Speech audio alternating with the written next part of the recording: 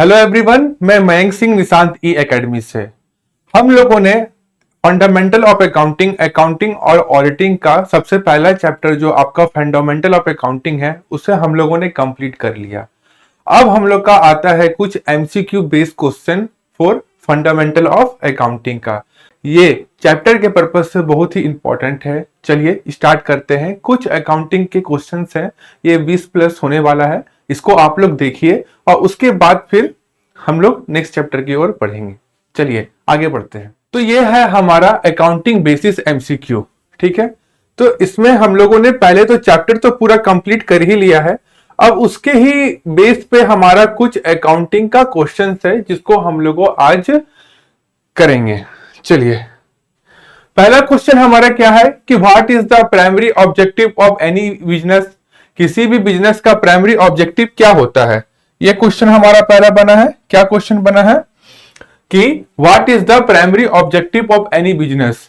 पहला क्या ऑप्शन होता है, to serve a society, to promote the employment, to earn profit and maximise the owner health and to follow the legal regulations. तो क्या क्या आपका ऑप्शन है, to serve the society, to promote the employment, to earn profit and maximise honours wealth and to follow legal regulation. तो हमारा answer क्या होगा friends, answer जो होगा वो होगा answer C, to earn the profit and maximisation of या maximise the owners wealth. ठीक है, ये हमारा आंसर है। ठीक है, क्योंकि एक बिजनेस एंटाइटल का क्या काम होता है, आप कोई भी बिजनेस को ओपन करिएगा, हमने आपको फर्स्ट क्लास में ही बताया था कि आपका अगर बिजनेस ओपन हो रहा है तो उसका मेन पर्पस क्या है। उसका मेन पर्पस है कि आप कितना भी प्रॉफिट कमाइए, मैक्सिमाइजेशन प्रॉफिट कमाइए, ज्यादा से ज्यादा अर्न करिए। ठीक है, और उसको एक अच्छा अकाउंट्स और बुक्स में लिखने के लिए हमको अकाउंटिंग का प्रयोग किया जाता है। ठीक है, तो एक बिजनेस का लक्ष्य क्या होता है, उसका प्राइमरी ऑब्जेक्टिव क्या होता है, to earn profit and maximise honours wealth है। दूसरा क्वेश्चन क्या है, a business can not run in isolation because it's require support from the government, it depend on organization of people, it needs international license, it can only be run by a single person, it depends on organization of people। ठीक है, कहने का क्या मतलब है कि कोई भी बिजनेस, अगर आप कोई एक बिजनेस को ओपन करते हो तो उसको आप आइसोलेट नहीं रख सकते हो, उसको एक छोटे से कुंजी में नहीं रख सकते हो, क्योंकि बिजनेस का नाम ही है वाइड। अगर हम उसके प्राइवेसी में जाइएगा तो सीधा है कि आप बिजनेस स्टार्ट किया है तो आपको बहुत सारे लोगों के साथ में, बहुत सारे एंटाइटी के साथ में कंसर्न होना पड़ेगा। आपको होलसेलर, रिटेलर, एवरीथिंग, जो भी आप बिजनेस ओपन कर रहे हो उसके साथ में आपको रहना पड़ेगा, उसके साथ में आपको एक कनेक्शन बनाना पड़ेगा। तो हम कोई भी बिजनेस शुरू करते हैं, आइसोलेशन होना ही नहीं है, जरूरी के तो बात ही छोड़िए, आइसोलेशन होना ही नहीं है। तो इसमें क्या होगा हमारा आंसर, आंसर भी होगा, it depend on organisation of people. ये किस पे डिपेंड करता है, ये डिपेंड करता है ऑर्गेनाइजेशन ऑफ पीपुल के ऊपर। ठीक है, तो ये चीज हमको समझ में आ गया कि कोई भी बिजनेस जो है वो आइसोलेट नहीं हो सकता है, वो वाइड रेंज में फैलेगा और जितना फैलेगा उतना ज्यादा प्रॉफिट अर्न करेगा। आगे बढ़ते हैं।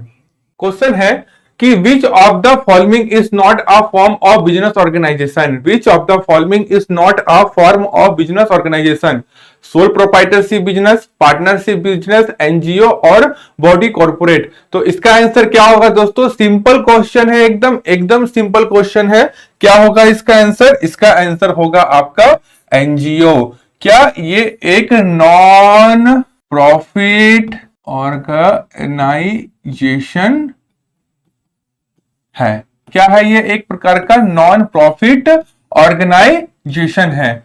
क्यों है, क्योंकि एनजीओ को जो है इसका जो ऑब्जेक्टिव होता है, इसका जो ऑब्जेक्टिव होता है वो ये नहीं होता है कि हम ज्यादा से ज्यादा लाभ कमाएं। इसका काम है कि जितना ज्यादा हम सेवा दे सके और फ्री में दे सके, कितना हम परोपकार कर सके। जैसे भी कोई भी सरकार या कोई भी कंपनी, एनजीओ या फिर कोई भी हॉस्पिटल या फिर कोई भी संस्था का स्थापना करती है, उसका मोटिव हमें क्या होता है, प्रॉफिट कमाने नहीं होता बल्कि लोगों की सेवा करना होता है, तो हम इसको क्या कर सकते हैं, बिजनेस ऑर्गेनाइजेशन में इंक्लूड नहीं करते हैं। ठीक है, सोल प्रोप्राइटरशिप बिजनेस क्या होता है दोस्तों, हम लोगों ने बात किया था जब हम लोग क्लास कर रहे थे, हमने क्लास में बताया था कि सोल प्रोप्राइटरशिप बिजनेस वैसा बिजनेस होता है जिसमें कि कोई भी पीपुल, क्या कोई भी एक ऑनर होता है जिसको हम लोग एंटरप्रेन्योर कहते हैं, वो पूरे बिजनेस को क्या करता है, चलाता है।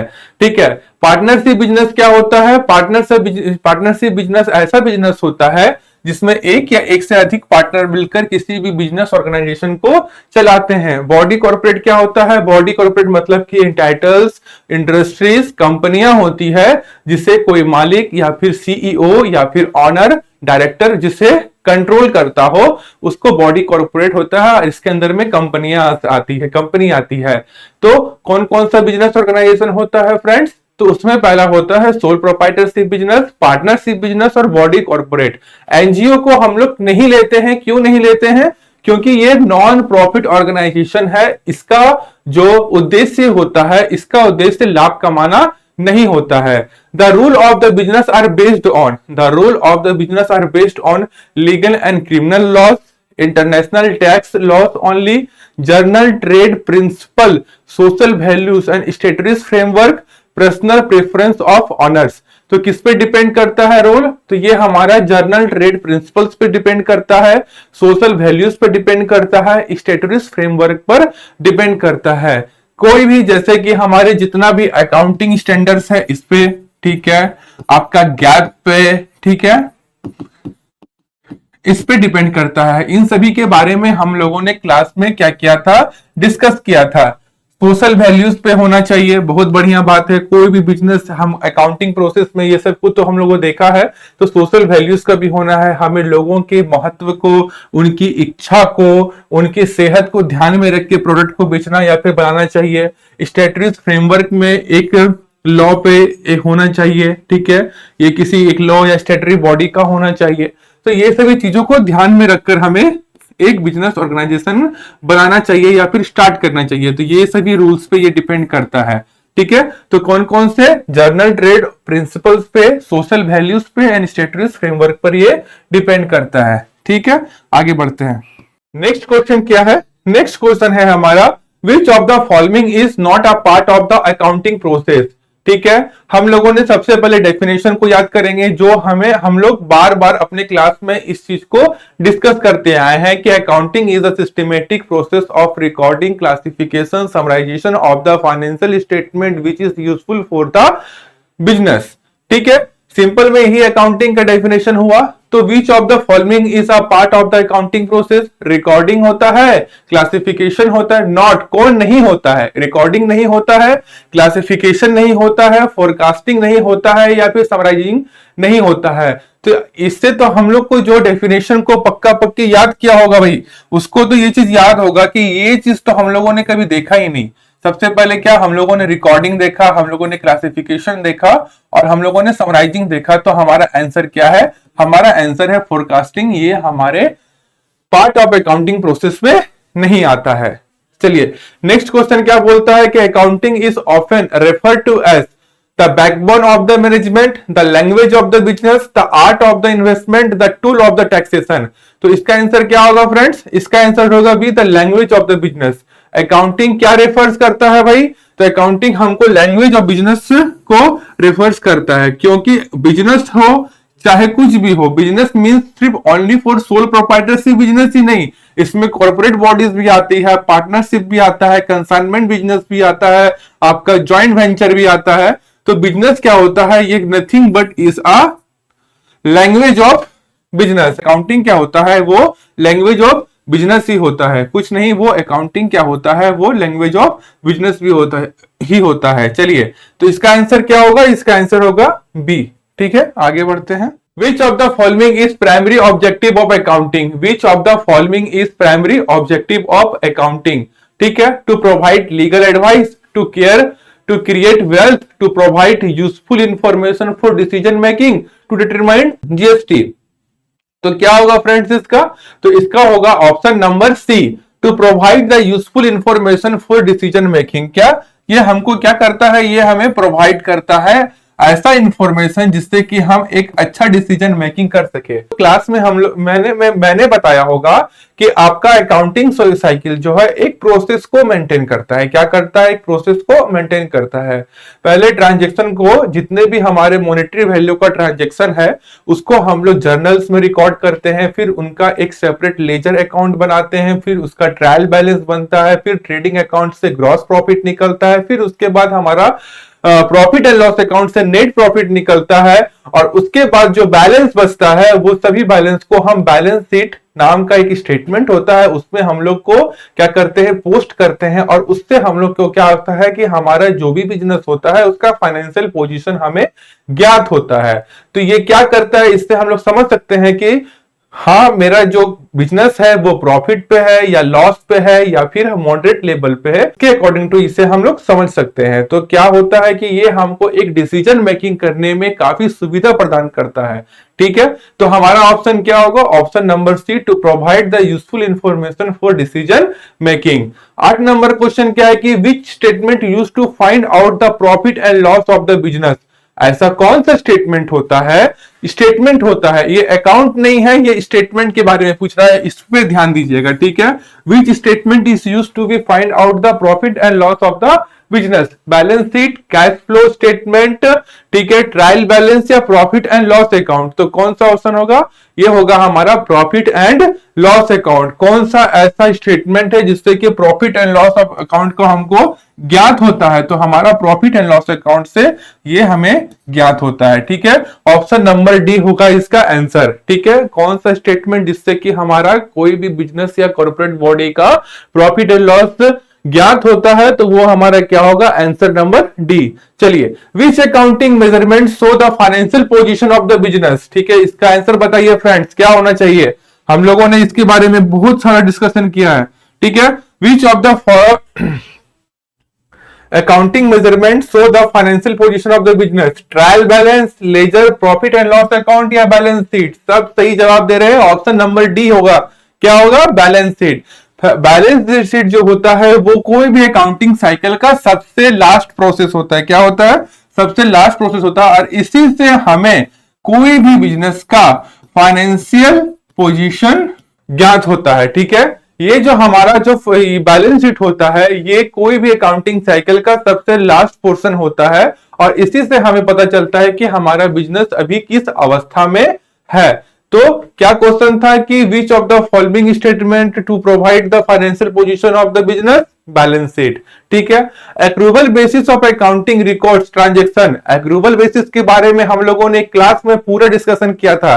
ठीक है, क्या होता है, cash is paid on receive, transaction is legally dispute, they are earn और incurred regardless of cash flow, the business owner approve. तो क्या होगा इसका आंसर, दे आर अर्न और incurred regardless of cash flow, या फिर अप्रूवल बेसिस में एक ऐसा ट्रांजैक्शन, सिंपल वर्ड में हम कह सके तो अप्रूवल बेसिस क्या होता है फ्रेंड्स, हम लोगों ने पता किया था कि एक ऐसा ट्रांजैक्शन या फिर ऐसे एंट्री जिसको अगर हम लोग कभी भी खर्च करते हैं या फिर अर्न करते हैं उसी समय हम लोग क्या करते हैं, इसे रिकॉर्ड करते हैं। ठीक है, इसका मतलब ये नहीं कि उसका पेमेंट हो चाहे ना हो या कभी भी हो, लेकिन जब वो एक्सपेंसेस या फिर अर्निंग हुआ हो हम उसी समय उसको in the books of account में क्या करते हैं, एंट्री करते हैं। तो accrual basis of accounting record transaction when they are earn और incurred regardless on of cash flow. ठीक है, चलिए आगे बढ़ते हैं। Cash basis of accounting recognize revenue and expenses when transactions are verified, budget is finalized, actual cash is received or paid, journal entry is posted. Cash basis of accounting recognize revenue and expenses when actual cash is received or paid. क्या actual cash is received or paid, जब हमारा actual cash हमको receive या फिर paid होगा then हम उस transaction को बुक्स ऑफ अकाउंट में रिकॉर्ड करेंगे।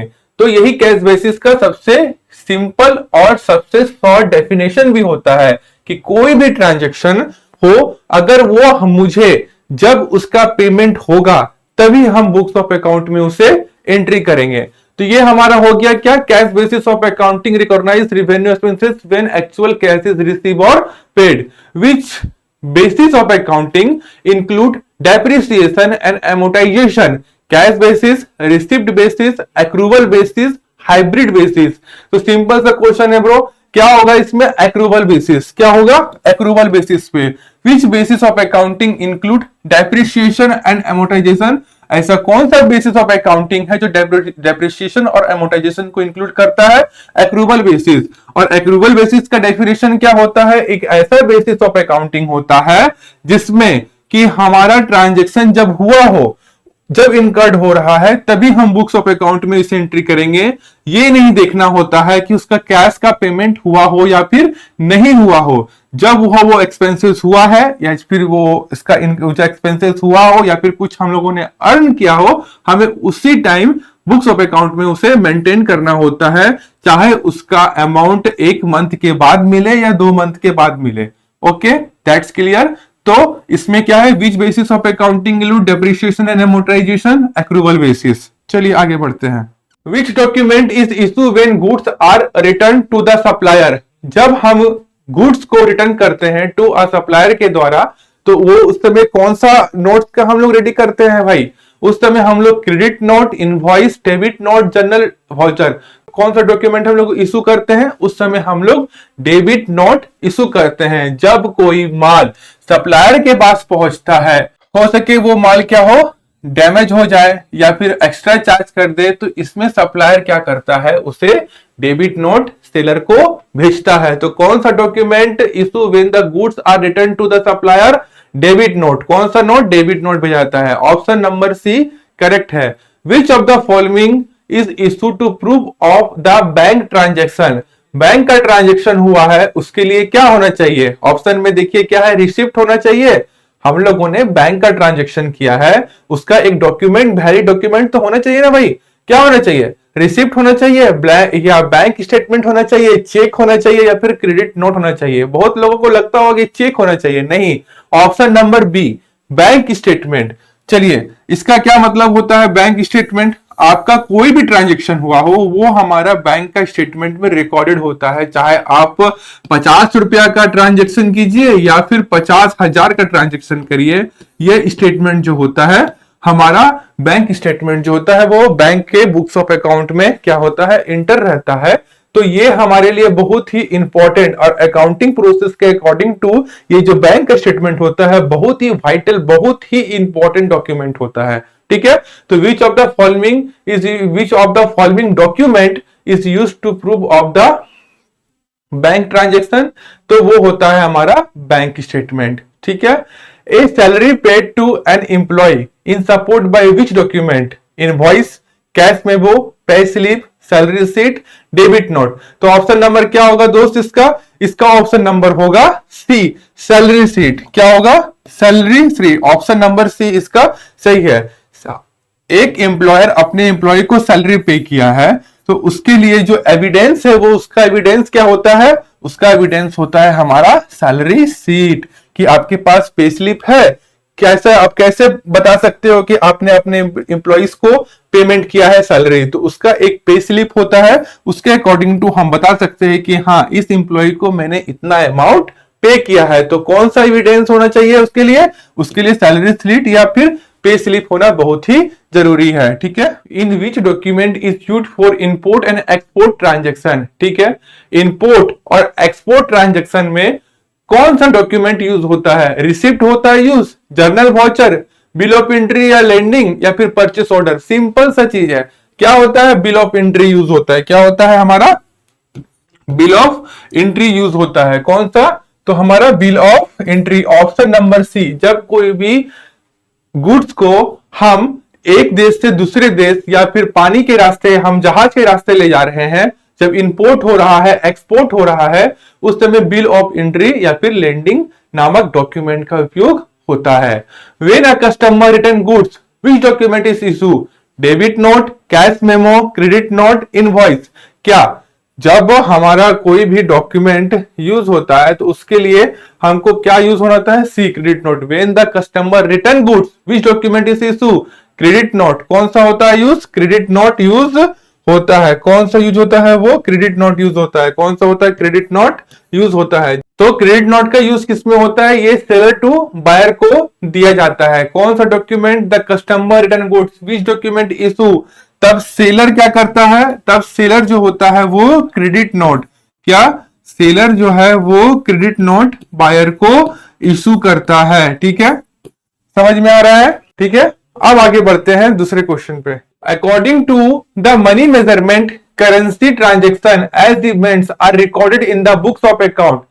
ठीक है, in the ruling currency of the country in which transaction take place, in a ruling currency of the country in which books of accounts are prepared, in the currency set by Ministry of Finance, in currency set by government। कौन सा होगा दोस्त? कौन सा question होगा इसमें? होगा हमारा क्वेश्चन नंबर बी। क्या होगा हमारा question number B? In the ruling currency of the country in which books of account are prepares, the determination of expenses for an accounting period is based on the concept objectivities, materialities, matchings या फिर पीरियोडिसिटीज। कौन सा होगा? Matching concept के ऊपर depend करता है। The determination of expenses on accounting period, ये हमारा मैचिंग कॉन्सेप्ट के ऊपर, किसके ऊपर? हमारा जो है अकाउंटिंग पीरियड जो है ये हमारा मैचिंग कॉन्सेप्ट के ऊपर डिपेंड करता है। ठीक है, मैच कराना होता है कि हमारा प्रीवियस अकाउंटिंग ईयर का जो अकाउंट्स ऑफ बुक है वो हमारे existing of books of account के साथ में सेम है कि नहीं।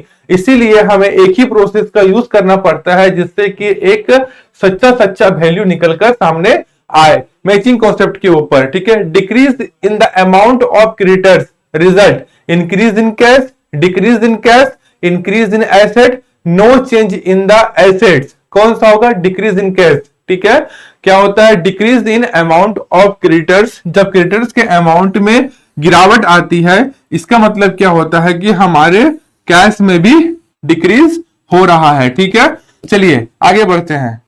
Accounting does not record non financial transaction because entity concept, accounting does not record non-financial transaction because is a entity concept, accrual concept, cost concept या फिर money measurement concept। ठीक है, सिंपल ये क्या होता है? हमारा अकाउंटिंग का ऑब्जेक्टिविटी है। हम लोगों ने अपने क्लास में इसे पूरी डिटेल्स में पढ़ा है कि मनी मेजरमेंट कॉन्सेप्ट क्या होता है। मनी मेजरमेंट कॉन्सेप्ट वैसा कॉन्सेप्ट होता है जिसमें कि हम लोग जितने भी मॉनेटरी वैल्यू है उसी को ही हम लोग अपने बुक्स ऑफ अकाउंट्स में रिकॉर्ड करते हैं। तो क्वेश्चन यहाँ पे क्या है कि accounting does not record non financial transaction because it's a money measurement concept. ठीक है, आगे बढ़ते हैं। provision of bad debts is made as per the entity concept, conserve victim concept, cost concept, going concern concept। तो ये किस पे depend करता है? ये हमारा कंजर्व विक्टिम कॉन्सेप्ट के ऊपर डिपेंड करता है। कौन सा? Provision for bad debts. अच्छा, लोगों को पता है कि बैड डेब्ट्स क्या होता है? एक ऐसा अमाउंट, हम लोगों ने बताया है कि एक ऐसा अमाउंट जो रिकवर नॉट रिकवर्ड, जिसको रिकवर नहीं किया जा सके उसको हम लोग क्या कहते हैं? Not recovered. ठीक है, जिसको रिकवर ना किया जा सके तरह के अमाउंट को हम लोग बैड डेब्ट्स कहते हैं। तो provision for bad debts is made as per the conservatism concept. Fix assets and current assets categorised as per the concept of separate entity, going concern, consistency या time period. तो question क्या होगा इसमें कि ये क्या होता है? गोइंग कंसर्न होता है। ठीक है, the fix asset and current assets are recognise as per the concept of going concern. कौन सा कंसर्न पे डिपेंड करता है हमारा fix asset and current asset? तो ये हमारा जो होता है ये हमारा गोइंग कंसर्न के ऊपर डिपेंड करता है। कौन से कंसर्न के ऊपर? गोइंग कंसर्न के ऊपर। ठीक है, क्योंकि हमारा जो बिजनेस है, हमारा जो फाइनेंशियल वर्क है, जो हमारा एंटाइटल है वो हमेशा चलते रहना चाहिए। ठीक है, तो ये हमारे गोइंग कंसर्न के ऊपर डिपेंड करता है। ओमिशन ऑफ पैसा and showing the round figure of financial statement is based on conservative concept, consistency concept, materialities concept, realization concept। Option number C, omission of पैसा। ठीक है, ये हमारा जो है मेटेरियलिटी कॉन्सेप्ट के ऊपर डिपेंड करता है। किस पे डिपेंड करता है? ये हमारा मेटेरियलिटी कॉन्सेप्ट के ऊपर डिपेंड करता है। Income tax of the sole traders income tax of the sole traders paid is debit to the profit and loss account, debit to the trading account, debit to his capital account या none. तो ये हमारा income tax of the sole traders, किस पे soul मतलब कि एक अपना व्यक्तित्व ट्रेडर्स का, वो हमारा किस पे आता है, ये हमारा डेबिट होता है उसके कैपिटल अकाउंट पे। किस में डेबिट होता है, कैपिटल अकाउंट में डेबिट होता है। Payment of salary is recorded, ठीक है, salary account debit to cash account credit, cash account debit to salary account credit, employee account debit to cash account credit, employee account debit to salary account credit. Option number क्या होगा, जब हम salary payment करेंगे तो salary account debit to cash account credit, ठीक है, कौन सा होगा, salary account debit to cash account debit. तो ये हुआ हमारा पहला ऑप्शन। क्या कौन सा ऑप्शन करेक्ट है दोस्त, तो ये हमारा पहला ऑप्शन करेक्ट है। Purchase of furniture of cash, ठीक है, purchase of furniture of cash. चलिए एक चीज हमको बताइए कि इसमें फर्नीचर और इसमें कैश कौन सा अकाउंट को रिलेट कर रहा है। ये दोनों हमारा जो है रियल अकाउंट को रिलेट करता है। किसको रिलेट करता है, रियल अकाउंट को, क्योंकि दोनों हमारा जो बिजनेस का है एसेट है। एक जो है ये हमारा करंट एसेट है, कैश हमारा करंट एसेट्स है, ये हमारा जो है वो फिक्स एसेट है, ठीक है। ये दोनों रियल अकाउंट को क्या कर रहा है, इंडिकेट कर रहा है। क्या क्वेश्चन है भाई, परचेस ऑफ फर्नीचर और purchase of furniture for cash would be increase fix asset and reduce current asset, reduce fix asset and increase current asset, या increase total asset both A B and C, ठीक है। तो इसमें क्या होगा answer भाई, इसमें ऑप्शन होगा A number, increase fix asset and reduce current assets. क्या होगा इसमें, इसमें जो ऑप्शन होगा शायद इसमें option number A B C, हाँ ए बी सी, ठीक है, ए बी सी, इसमें दो ही ऑप्शन है, तो इसमें तीन ही ऑप्शन है, जिसमें कि ये आप लोग का ऑप्शन नहीं है शायद, ठीक है, दो ही ऑप्शन है इसमें। इसका increase of total asset both A and B, क्या होगा चाहिए इसका आंसर, इसका आंसर होगा option number A, increase fix asset and reduce current, क्या है, increase fix asset and reduce current assets, ठीक है। जब हम फर्नीचर को परचेस करेंगे तो हमारा फिक्स एसेट का इंक्रीज होगा और हमारा करंट एसेट जो है वो क्या होगा, ये इंक्रीज करेगा, तो ये हमारा डिक्रीज करेगा। तो हमारा ऑप्शन नंबर ए ये हमारा करेक्ट है। कौन सा है हमारा, ऑप्शन नंबर ए करेक्ट है। चलिए आगे बढ़ते हैं। Narration are given at the end of final account, trial balance, each ledger account, each ledger account, each journal entries. तो भाई हम लोग जब हम लोग क्लास कर रहे थे ना, तो उसमें इस चीज को हम लोगों ने बहुत ही डिटेल्स में पढ़ा था। क्या पढ़ा था कि जर्नल एंट्रीज में जब भी हम लोग कोई भी बुक्स ऑफ अकाउंट में एंट्री करते हैं, डबल एंट्री सिस्टम, जब हम लोग books of account journal entries में एंट्री करते हैं तो उसके साथ में एक छोटा सा हम लोग नरेशन को भी इंक्लूड करते हैं, ठीक है। तो वो किसमें होता है, तो वो हमारा जर्नल एंट्रीज में होता है। तो ऑप्शन नंबर जो है हमारा डी, ऑप्शन नंबर डी हमारा सही है। नरेशन किसमें गिवन होता है, तो जर्नल एंट्रीज में गिवन होता है। नेक्स्ट क्वेश्चन में चलते हैं। विच of the following is an example of personal account. Personal account का डेफिनेशन तो भाई आप लोग को पता ही होगा। तो पर्सनल अकाउंट एक ऐसा अकाउंट होता है जो किसी भी इंडिविजुअल इंटाइटल्स फंड्स या फिर कॉर्पोरेट बॉडी को इंडिकेट करता है, उसको कहते हैं हम लोग पर्सनल अकाउंट। मशीनरी होगा नहीं, रेंट होगा, कैश होगा, क्रेडिटर्स होगा, क्या होगा, क्रेडिटर्स होगा। क्रेडिटर्स होता है एक ऐसा जिसको कि हम लोग को पर्सनल अकाउंट में क्या करते हैं, इंडिकेट करते हैं। मशीनरी को हम लोग किससे करते हैं, मशीनरी को हम लोग रियल में करते हैं, ठीक है। अच्छा, रेंट को हम लोग नॉमिनल में करते हैं, कैश को हम लोग रियल में करते हैं, ठीक है। ये रियल में फिक्स एसेट से इंडिकेट करते हैं, ठीक है। रेंट को, आउटस्टैंडिंग रेंट को हम लोग नॉमिनल में रखते हैं, इसको भी रियल में करते हैं, इसको हम लोग करंट से इंडिकेट करते हैं। तो हमारा ऑप्शन नंबर सही है। ये कौन सा है, क्रेडिटर्स, ठीक है, जिसको हम लोग पर्सनल अकाउंट में क्या करते हैं, इंडिकेट करते हैं। ये क्रेडिटर जो होता है वो पर्सनल अकाउंट से रिलेटेड रहता है, ठीक है। तो चलिए ये तो समझ में आ गया। मशीनरी कौन है हमारा, रियल अकाउंट्स में आता है, रेंट नॉमिनल में आता है, कैश हमारा रियल में आता है। चलिए option number D is true. Personal accounts कौन सा हुआ, तो वो हमारा क्रेडिटर्स होगा इस ऑप्शन के according.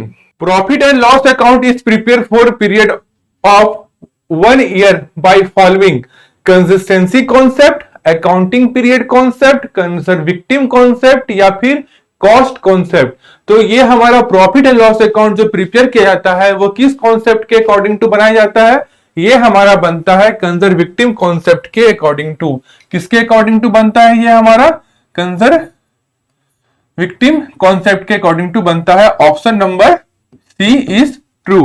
Current liability means liability which are payable within 12 months, liability which are payable immediately, liability which payable after 1 accounting year, liability which are redeemable within 3 months। तो ऑप्शन नंबर क्या होगा?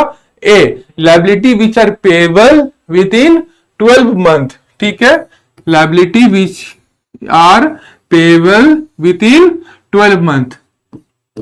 ठीक है, तो ये होगा हमारा ऑप्शन नंबर ए true. ठीक है, तो करंट लायबिलिटी किससे डिपेंड करता है? ऐसा लायबिलिटी, एक ऐसा दायित्व जो हमको 12 मंथ के अंदर में पेबल करना होता है। ठीक है, तो ये हुआ हमारा करंट लायबिलिटी का डेफिनेशन, शॉर्ट डेफिनेशन भी इसे हम लोग कह सकते हैं। तो चलिए फ्रेंड्स, तो इतने ही क्वेश्चन है जो हमारे first chapter fundamental of accounting से रिलेटेड है। ये हमारे जो बेस ऑफ अकाउंटिंग है इसके अकॉर्डिंग टू बहुत ही इंपॉर्टेंट क्वेश्चन थे जो मैंने यहां पे करवाए। चलिए आज का क्लास इतना ही। Thank you.